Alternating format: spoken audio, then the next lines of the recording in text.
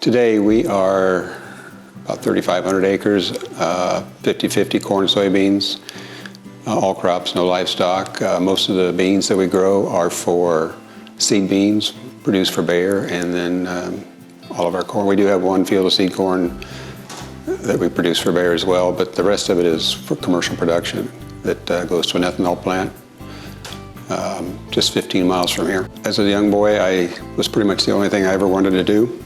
In fifth grade, the Maupin family moved from Leroy to Saybrook, and that family had a young lady named Jamie.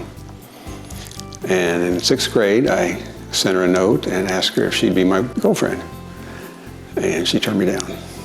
I thought the boys in our class were just continuing to tease me about him, so that's why I didn't respond to his note that was in my desk. So actually, it was in sixth grade that he decided he wanted to ask me out. And we dated off and on throughout junior high and high school, and in college. That's how we met, and got married in 1984. We have 3 children, 2 boys and 1 girl. We have 3 grandchildren and 1 on the way. Our middle son, who farms with us in the operation, as a part of the operation, came back in 2019 to be a part of the operation after working off the farm as a farm manager for 10 years. I guess this is on camera, but I kind of turned everything over to him that, I wasn't all that fond of doing. And I think he knows that. So I've turned a lot of the stuff, seed purchase and procurement of inputs and things over to him.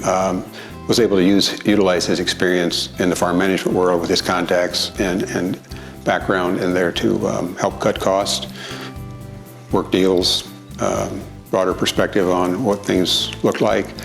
So as a part of coming back, he was able to bring in efficiencies. I think, what I remember the most about when he first started farming with his dad, he was so excited because that's what he'd always wanted to do. He never even considered, I don't think, anything else. So I think when Reed said, okay, I'm ready to come back full time, he was so excited. Having the opportunity to farm, grow up with my parents, farm with my dad, and now being able to farm with my son.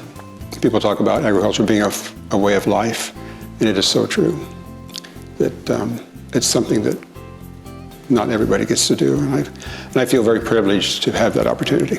So I've always been interested in aviation. As a young kid, I used to go out here in this yard, and stand and spin around in a circle with the model airplanes. That's what you had at the time, right? So I've always been interested in aviation. We're driving to see our kids long distances, and family is important to us. And the opportunity, it allows us to go visit our kids on a weekend. So I think farmers can make good pilots because, number one, you're attuned to the weather. Weather is a big part of general aviation. You got to know what the weather's going to do, what it's doing, and what it could do. And today in agriculture, we monitor systems with whether you're in the combine or whether you're in the planter, whatever part of agriculture you're doing, or raising livestock. Obviously, you got to be able to take off on land. Takeoffs are optional, landings are mandatory. From an agricultural standpoint, we've moved to no-till soybeans. We strip-till our corn. From our standpoint, the reasons behind it is cost of equipment and number one, conservation for the soil. I think it provides benefits over the long term.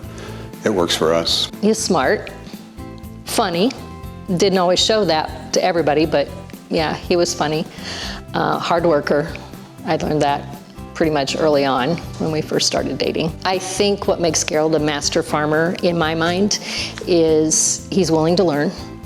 He's willing to try new things. He's not afraid to try the technology, even if it's foreign to him or it seems different.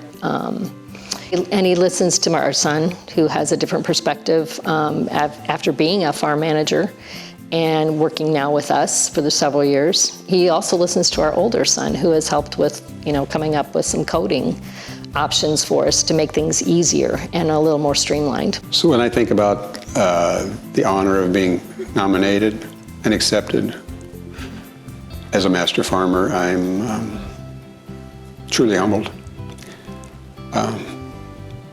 It's not something you set out to do every day. You just go to work and do your job and do the best you can. Being a part of Farm Bureau was not something that wasn't an end goal. I did that because it was a passion that I had. I served on the county board because I felt it was the right thing to do. I serve in my church because it's the right thing to do. I guess it's just a culmination of all those things that when people look at you and say, you did okay.